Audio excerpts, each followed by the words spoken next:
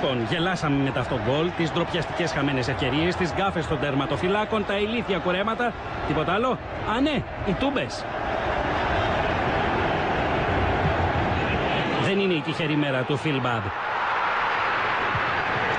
Αου!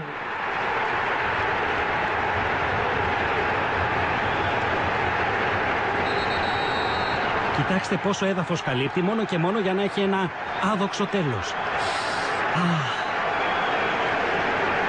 Φανταστική ακρίβεια για να χτυπήσεις ένα στόχο που απέχει μόνο λίγα εκατοστά. Εντάξει, το έχουμε δει αρκετές φορές πια. Εντάξει, μία ακόμη τότε.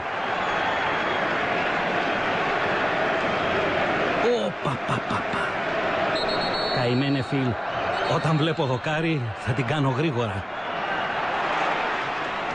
Προτού πάει στη Λέστερ και βάλει όλα εκείνα τα αυτογκόλ, ο Φρανκ Σινκλέρ ήταν στη Τζέλσι. Εκεί όμως είχαν την πρόνοια να τον κρατούν μακριά από την εστία με αυτό.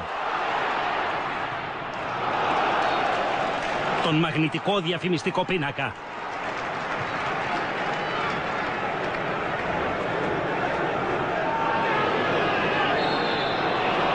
Ελεύθερο. Πίσω 10 μέτρα, Τζίμι.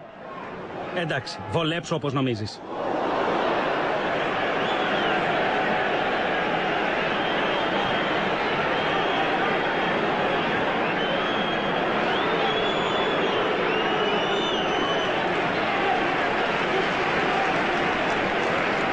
Η όρασή του θα επιστρέψει μόλις πιει λίγο νερό και πει στους δίδυμους Μπόιερ τι συνέβη. Ίσως ο μαγνήτης να ήταν υπερβολικά δυνατός.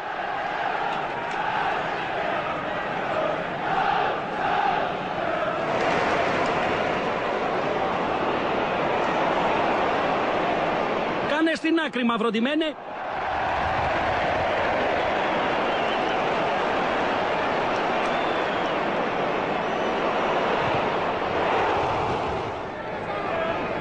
Πρόσεχε μαζί. Εκείνη η άσπρη μπογιά δεν έχει στεγνώσει ακόμη.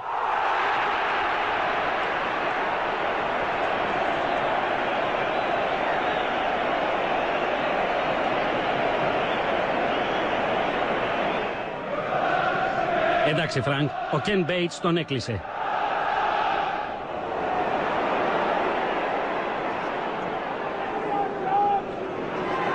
Φύγε, Μπόπτη!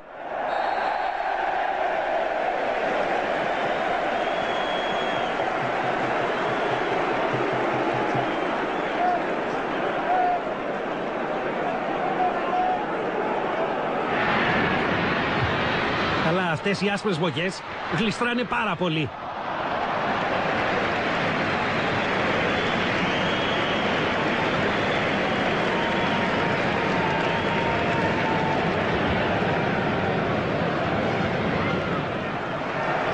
Ωραία, ο Φρανκ απεγκλωβίστηκε. Θυμάσαι προς τα που κοιτάζεις, Φρανκ?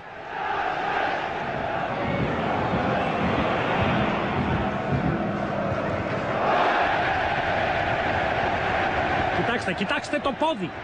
Είναι σε νεκρική ακαμψία. Τον σκότωσε.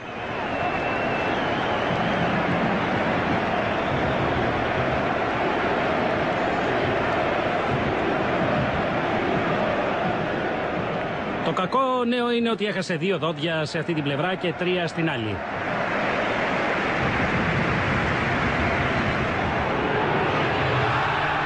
Έλα ρε φίλε, διαιτητής είσαι.